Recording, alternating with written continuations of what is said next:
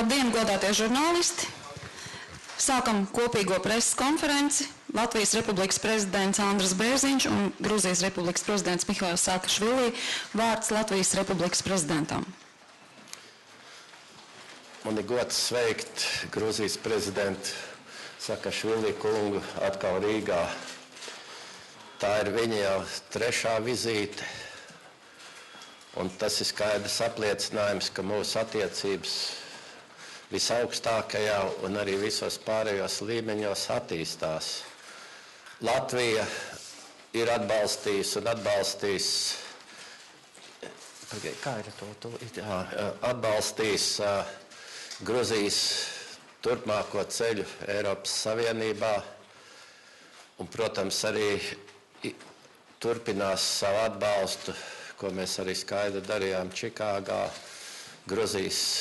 lai veicinātu Grūzijas iestāšanos NATO.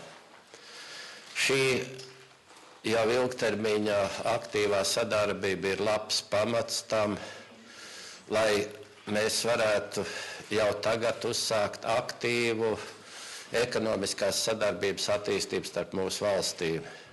Šajā nenoteiktajā situācijā pasaulē un Eiropā jebkurai valstī, un it sevišķi nelielām un uz eksportu orientētām valstīm, ir ļoti svarīga šī te jaunu partneru, jaunu teritoriju, jaunu reģionu un jaunu valstu apgūšana un esošo kontaktu stiprināšana. Es esmu pārliecināts, ka mūsu abu valstu potenciāls ir daudz, daudz lielāks kā šā brīža mūsu ekonomiskā sadarbība.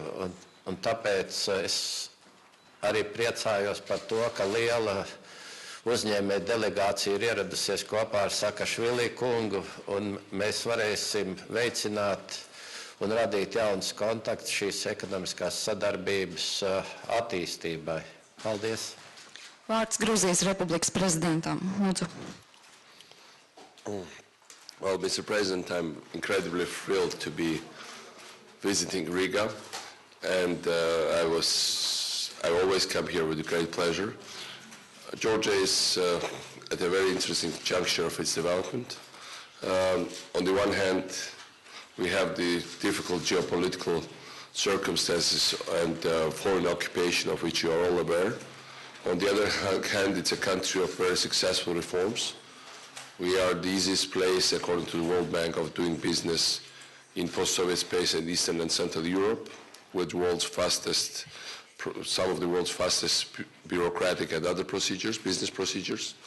We have one of the lowest corruption rates in Europe, basically next to none. We are doing better than some Scandinavian countries in that respect. We are the safest country in Europe according to the European Union. And we have, despite all the issues and problems we still have, we are a very fast developing economy, a hub for financial and other transactions for the region, and that's also becoming very fast a touristic hub.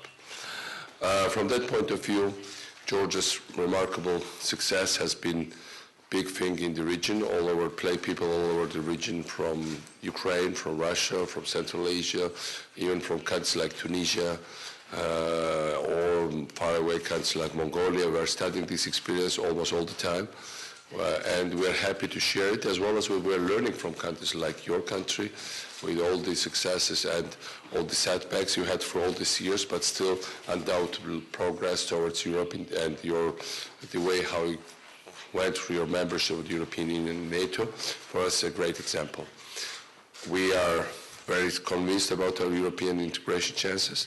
Next year, we hope to get to conclude finally deep and comprehensive free trade agreement with the European Union.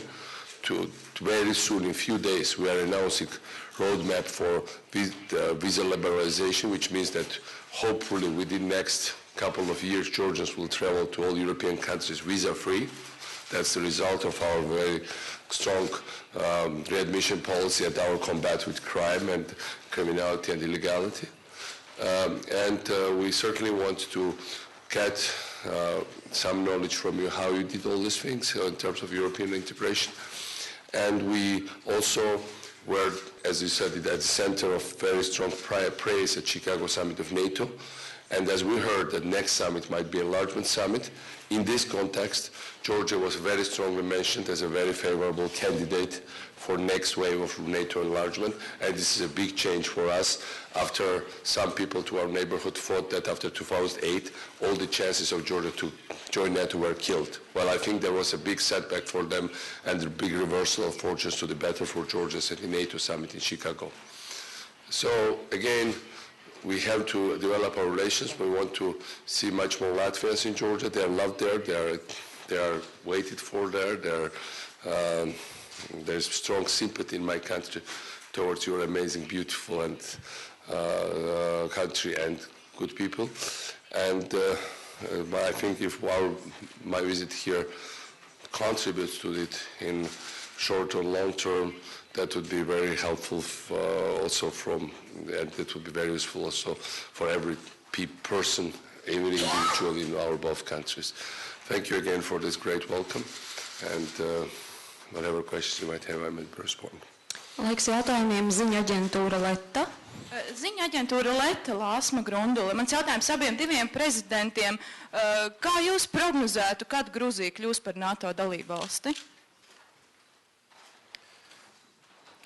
Saakašvili kungs jau izteica šo te iespēju,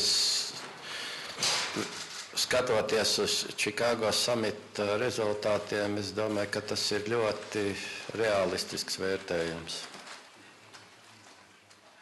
Paldies, lūdzu, Gruzijas prezidentam vārds. Well, about NATO, as I said, we had in 2008 the disunity of the alliance facilitated the further events which resulted into full-blown invasion of Russia and attempts to basically finish Georgian nationhood, because in 2008 they came not just for the territories, much of which part they de facto controlled anyway, but they came for the complete annihilation of our government and of the statehood. That was the proclaimed goal of Russian invasion, as they explained it to American diplomats at that moment. So that's why every summit of NATO for us was a chance, but it was also a challenge and a risk. That's why when we went to Chicago, the worst thing we could get is absence of progress and some kind of disunity among the allies. But it fortunately didn't happen, because what happened is that first of all, the summit spoke about strong progress of Georgia. Georgia was put in the same basket as 3 other Balkan countries that are surely set to join. And this is similar to situation when 3 Baltic countries were put together, because previously we are in one basket with Ukraine, and Ukraine is much more complicated case, as we know. And so now we are in basket with 3 other Balkan countries. And if you look at the wording, the best praise went for Georgia. And from that point of view, I think there is a strong chance. President Medvedev, in his speech recently, said that by 2008 war, the main goal of that war was to stop Georgia's NATO integration, NATO's further enlargement. We also know that the other goal was to get rid of the Georgian government and Georgian independence. Well, none of these goals were fulfilled, and I think it was fully confirmed by Chicago. We don't see NATO enlargement as something against Russia, but we see it as a long-term guarantee for our national development and for our economic progress. And from that point of view, yes, we are more optimistic now than ever before. Paldies. Nākošais jautājums Pirvī Baltijas kanāla. Pirmais Baltijas kanāls, Juris Rodīns jautājums Saakašvili kungam. Kā Grūzijas vadība plāno noregulēt attiecības ar Dienvidu Abhāziju vai atvainojiet, ar Dienvidu Osētiju un Abhāziju? Kā apvienot savu dzimteni? Un attiecīgi tālākā attīstība Krieviju?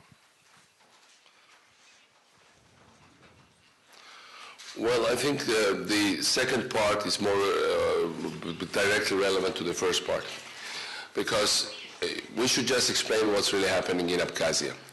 Abkhazia's population, remaining population, or South Ossetia, former South Ossetia, because actually some countries already stopped to refer it to as South Ossetia. It's for us, it's Khinvali region, and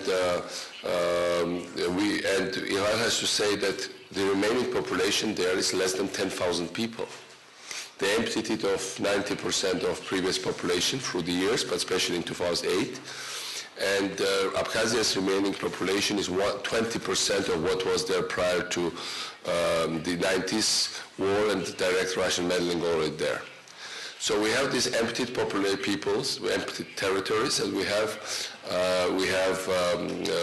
more than 500,000 or around 500,000 internally displaced persons in Georgia, or people who were forced to flee their houses and went abroad. Now, we certainly are reaching out to remaining citizens there, and we are doing our best to give them chance to benefit from general progress of Georgia.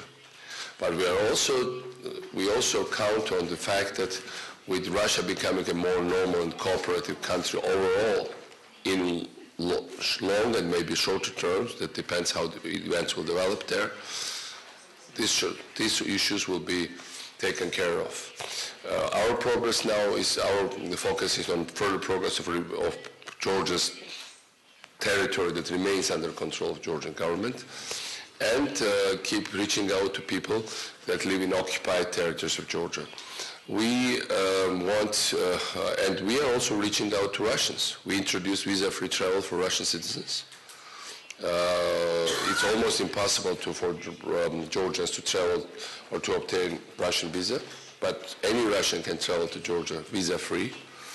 We are expecting up to 1 million Russian citizens to travel to Georgia this year. We reached out to lots of neighboring regions in Russia, and we have very strong cultural ties and also some kind of economic activity going with these people.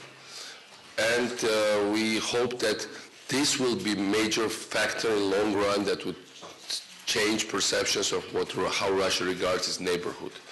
We need to do people's diplomacy when the real diplomacy is in a deadlock. And our government has gone beyond any even logical limits in doing that. But on the other hand, what's important to understand that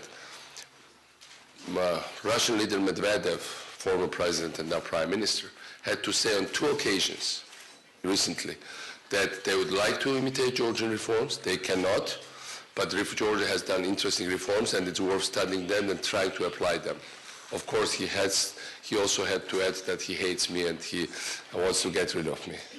And it's an amazing story. Country comes in. Since when Russia came to such country, didn't occupy its full territory? They always did occupy full territory. They always managed to get rid of the government. They came here, as we know, and we know the results in the 30s. They went to Hungary, and Hungarian president was hanged in 1956. In 1968, they deposed Dubček government in Czechoslovakia. In 1979, they killed in 1 hour Afghan President Amin. So they came to Georgia with proclaimed goal to kill me, to destroy Georgian government, to get rid of the independence of Georgia. They still occupy part of our territory, but they couldn't fulfill any of the other goals. And 4 years later, they had to say, by the way, we should learn from Georgia how to rule our own country. Well, this is a paradox. But it's also a paradox that gives me hope that, because they did not achieve all the goals they want to achieve, I think their last attempt will be at our elections in October or the fall this year, but I think they will fail there as well. Then they have to find other way to deal with what is a Georgian issue for them. I think it has become, in a way, an internal issue also for Russian politics. Not that I want to meddle there, but we see the reality. And we would like to be as constructive, as open-minded, as flexible as we can, of course, short of giving up our independence and sovereignty to them. That's all. It's a long answer, but that's how I can deal with this question. And last questions will come from Georgian TV. Of course. ნატა მახვილაძის ამაუწყებლო კომპანია რუსთავიორი ორივე პრეზიდენტთან მაქვს შეკითხვა. Რამდენ ცნობილია საკმაოდ კარგი ურთიერთობები გვაქვს ლატვიას და საქართველოს ერთმანეთთან 53-ზე მეტი ერთობლივი საწარმო არსებობს. მიმართება ბიზნეს ფორუმებიც და ეხლა დღეს მოეწერა ორმხრივი დაბეგვრის თავიდან ნაცილების შესახებ შეთანხმებაში ცვლილებების შესახებ ხელშეკრულებას. რა პოზიტიურ ცვლილებებს შეიძლება ველოდოთ სამომავლოდ? ბატონ მიხეილ Well, I think we need to work further. I think we are complementary to each other.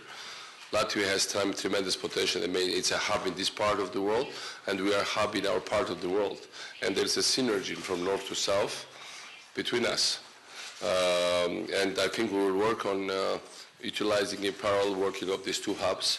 Latvia is doing some very good reforms now in terms of liberalizing their economy, bringing down taxes. And I'm sure it's going to produce results. Especially when there is trouble in Europe, we have to always find other partners. And I think when there is a storm, you need to have several different shelters around you. And from that point of view, I think it's very well understood by our Latvian partners. Man šķiet, jau Saakašvili kungs ļoti precīzi atbildēja. Es tikai gribētu uzsvērt to, ka Latvija un arī Gruzija varas nodrošina tikai klimatu. Bizness ir konkrēta biznesa izvēle, un šī ir tāda iespēja un iedrošinājums un aicinājums to sākt darīt, ka tā būs attiecības starp mūsu valsts cilvēkiem un uzņēmējiem. Un kā jau ir zināms, Latvijā tiešām tiek darīts, lai šī vide būtu pievilcīgāk. Ir no 1. jūlija tiks samazināts apgrozījuma nodoklis un tālāk ir paredzama nodokļu samazināšana, uzlabojoties ekonomikai, stabilizējoties budžetam. Mēs centīsimies radīt vismaz Baltijas telpā labāko biznesa vidi, aicinot mūsu draugus šeit dalīties. Un man šķiet, ar Gruziju mums ir dažāds klimats un dažādas dabas bagātības, no kā ražot abām valstīm vajadzīgs produkts, un šis te izejas punkts jau šobrīd ir mums tikai 50. Mēs esam 50. vietā ar savstarpējo tirzniecības apmaiņu, tad es esmu pārliecināts, ka pēc dažiem gadiem tā vieta būs krietni augstāk, vai vismaz apjoms būs pieaudzis ievērojami. Paldies! Press konference ir noslēgusies.